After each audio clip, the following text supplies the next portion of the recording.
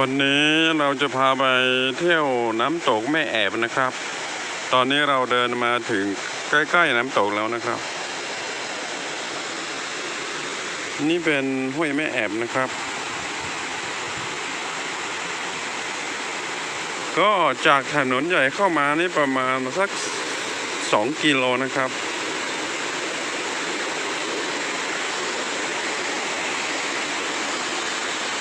รถก็จะมาจอดที่นี่นะครับมาถึงที่นี่แล้วก็ต้องเดินขึ้นไปนะครับ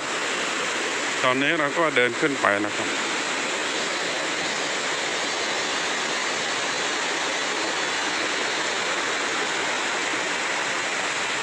เดี๋ยวจะขึ้นไปดูทางเราก็ยังไม่เคยมานะครับว่าน้ำตกแม่แอบนี่เป็นยังไงเดี๋ยวเราจะไปเห็นพร้อมๆกันนะครับ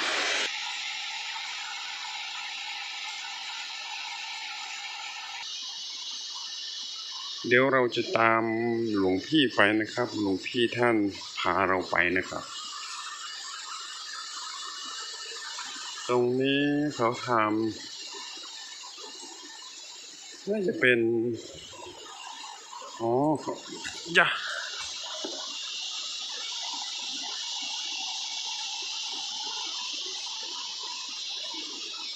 เขาจะทำฝายครับฝายทำฝายผ่านน้ำลงไปในนานะครับเดี๋ยวเราตามหลวงพี่ไปข้างหลังเงียบๆนะครับ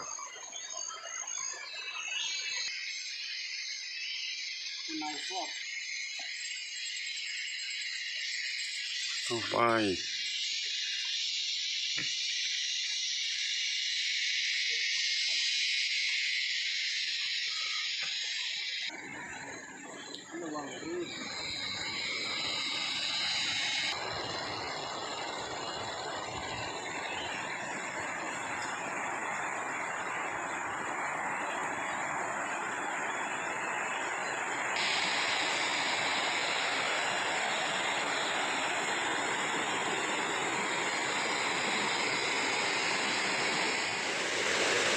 ตอนนี้เราลงมาที่ห้วยแล้วนะครับน่าจะอยู่ใกล้ๆนี่แหละครับ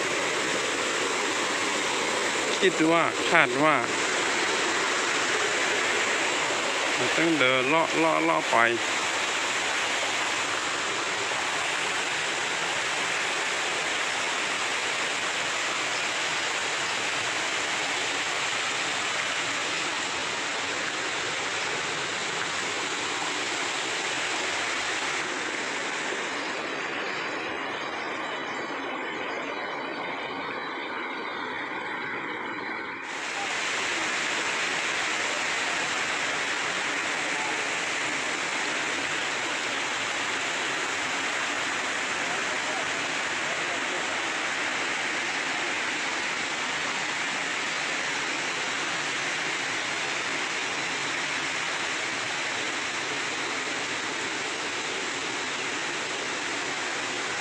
ยังไม่ถึง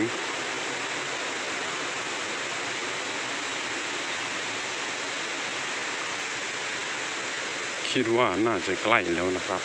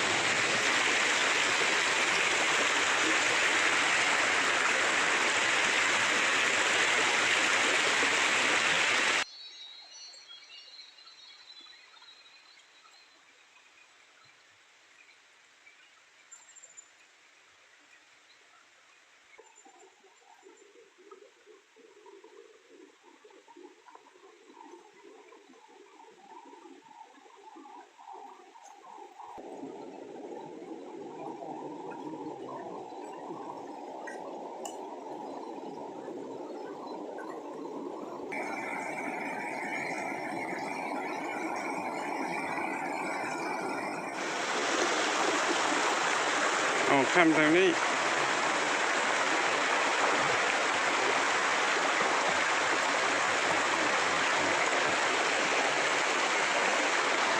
โอ้โอ้จะไหลแล้วจะไหลแล้ว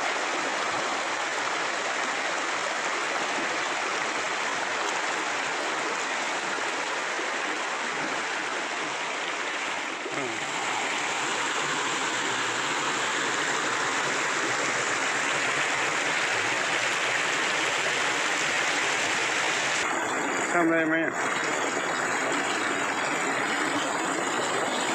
เอาอย่า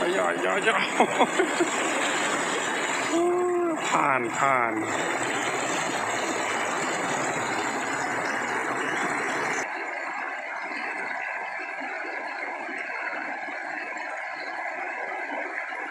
ยังไม่ถึงนะครับ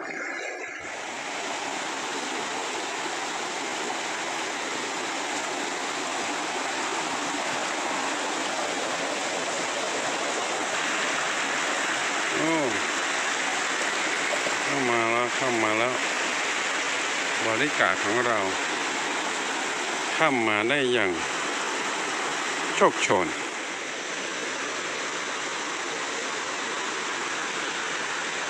ยังไม่ถึงนะครับนึกว่าใกล้แล้วจะเดินขึ้นมาไกลอยู่นะจากที่จอดรถเมื่อกี้เราเดินขึ้นมาน่าจะได้สักกิโลแล้วครับ1 กม.นะครับ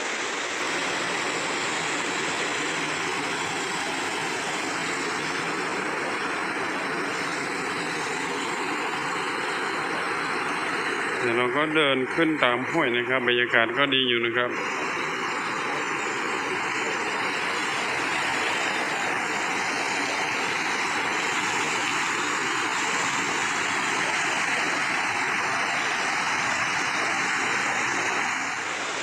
เราก็เดินขึ้นมาจากที่จอดรถเมื่อกี้ก็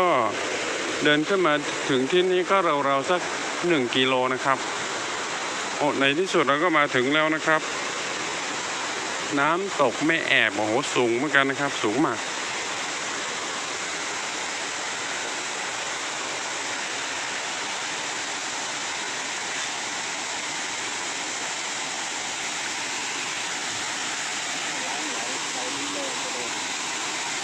โอ้สูงมากเลยครับ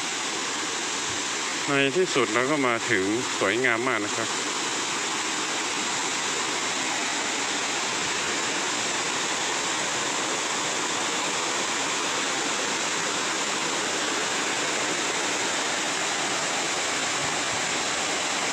นี่คือน้ำตกแม่แอบนะครับเดี๋ยวเราจะเข้าไปดูใกล้ๆนะครับ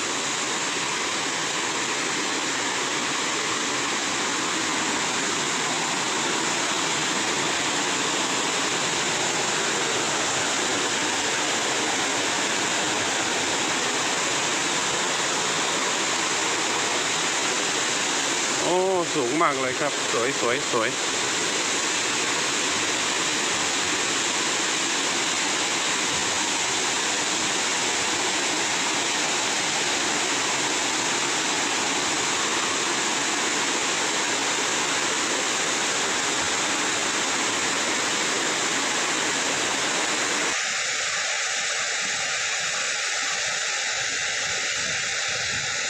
แล้วเราก็มาถึงแล้วนะครับนี่คือน้ำตกแม่แอบนะครับอยู่ที่บ้านแม่แอบตำบลบ้านทับอำเภอแม่แจ่มจังหวัดเชียงใหม่นะครับ